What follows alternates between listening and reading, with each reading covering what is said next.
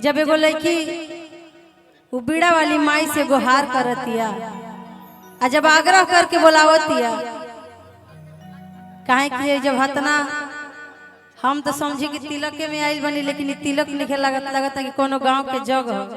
सिवान में जब जग होता, हमने क्यारा जिला में जब जग होखेला तो ऐसे ही भीड़ लागल रहेला। तो सभा बीच अब अगर हमार लाज के केहू बचा सके तो बीड़ा वाली माइये बड़ी। तो देखी वो लड़की कैसे माई से आग्रह करके कहत तरी,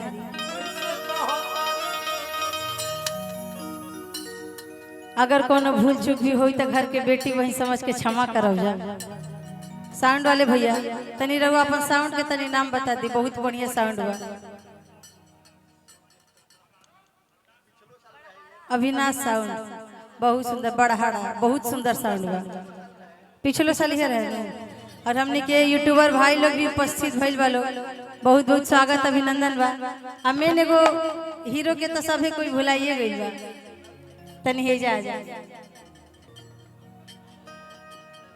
हमनी के मंच के टंच कलाकार कहे जाने वाला ई गोलू राजा तो ना हवन, लेकिन ई छोटू राजा जरूर हवन। इनका नाम है रघु राजा और बहुत सुंदर सुंदर गीत गावे ले। कहल जाला कि जौन माहौल हम ना जमा सकी तौन माहौल ही जमावे ले। और आप सबके बीच एक से एक गीत भी सुनई हन, साफ सुथरा गीत भी। ता इनको के रवा सबे बहुत आशीर्वाद प्यार दीजा और ऐसे ही तो निमन निमन गीत मार्केट में लेके आवत रहा है, अपन नाम ऐसे ही बनावत रहा। ताई भक्त कैसे बीड़ा वाली माई से कहतिया, विशेष तो हमारा सुर और ताल के ज्ञान नहीं है, लेकिन बाकी जोनो बानी रहो सबके आशीर्वाद प्यार से चलत नहीं। काहे के बा कैसे कि मझधार परल बानैया हो,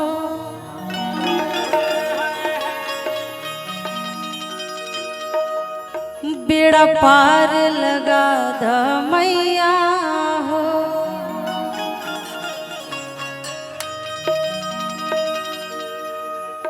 भक्त कहता माई से कि मझधार परल बानैया हो,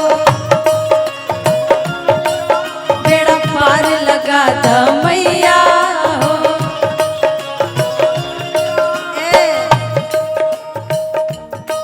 केहू लौके ना सहारा तारा बिना ए माई,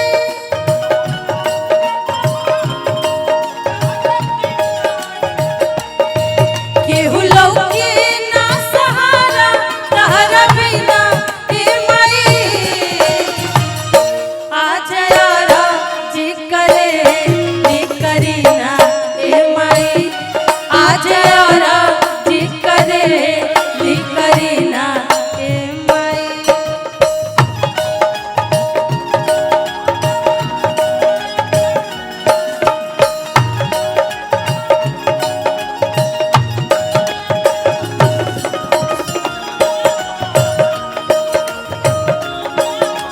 भोला माई के भोरे भोरे ओ पूजा नवा, भोला माई के भोरे भोरे।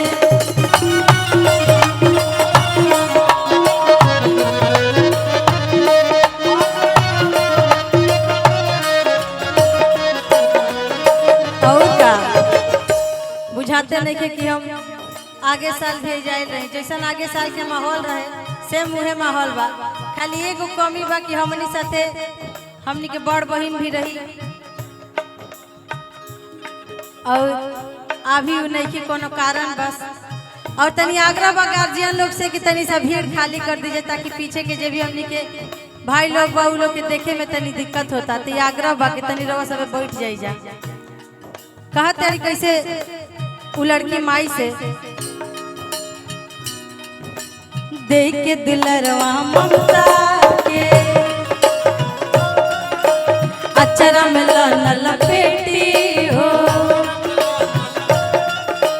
देख के दिलरवा ममता के अचरा में लाल लपेटी हो। पागल ही होता का है माई, हिया तार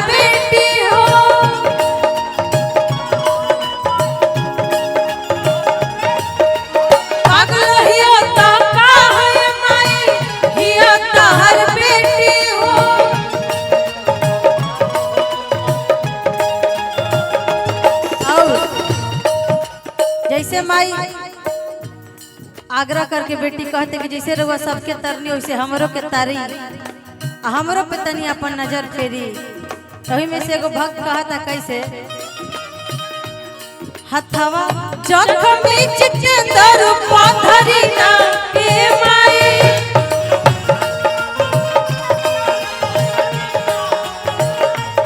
हथवा जखमी चितंदर पाथरी ना के माई, आज यारा जी करे जी करी ना के माई।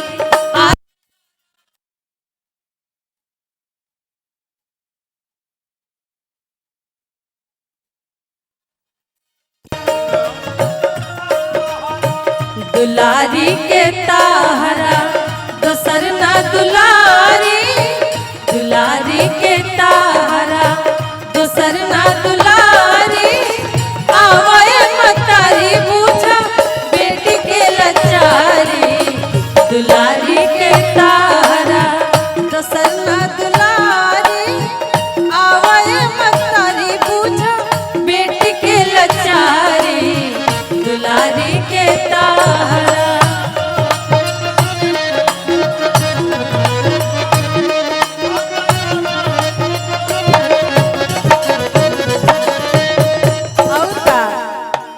लड़की कहती है, देखिए हमने के गार्जियन बड़ भैया अमित भैया की तरफ से बहुत बहुत पुरस्कार है। हाँ हाँ सुने में आइला के भैया बहुत लयदारी है, यही से नु डर लगेला काहे कि जेकरा सुर और ताल के ज्ञान होकेला ओकरा सामने अगर तू कुछो गलती छोटा मोट करबू आदमी पकड़ लेवेला, ऐसे तनी सा डर लगेला। भक्त कहा था कैसे माई से, रत्ना कर डाकू के जिंदगी तू ही बदल लो हो। आज जेकरा के लोग महर्षि ऋषि वाल्मीकि के नाम से लोग जाने ला, जे रामायण के रचना कैले बानी, आज उनका के लोग पूजे ला, लोग उनका के माने ला जाने ला। बाकी एक समय में वो डाकू रहन, बाकी माई की कृपा बनल कि आज रामायण के रचना कैनी और लोग आज उनका के का से का जाने लगा। भक्त कहा था कैसे, देख के दुलरवा ममता के अचरा में न लपेटी हो। भैया तनी हम चाह कि सामने वाले मॉनिटर में हमने के लेवल बढ़ा दें। हाँ हेलो हेलो कहा था कैसे, अरे रत्ना कर डाकू के जिंदगी तू ही बदल लो हो। रत्ना करस डाकू के जिंदगी तू ही बदल लो। आ महामूर्ख कालिदास जी कहल जात रहे कि जौना डाल पर बैठल रही उहे डाल के काटत रही। आज उनको के लोग जाने ला तो माई की कृपा बनल तब ही। भक्त कहता, महामूर्खवा अनहरों के भय से तू निकल लो हो।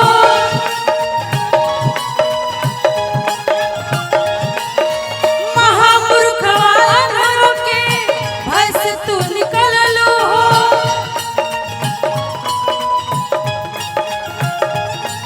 और का हर्षि सुत भइल मानी नगीना ए माई।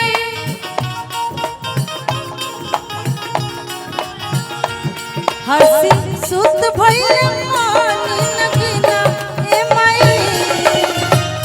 आज यारा जी करे जी करीना ए माई। आज यारा जी करे जी करीना ए माई। आज यारा जी करे जी करीना ए माई। आज यारा जी करे जी करीना। आज यारा जी करे जी करीना माई। आज यारा जी करे जी करीना ए माई। एक बार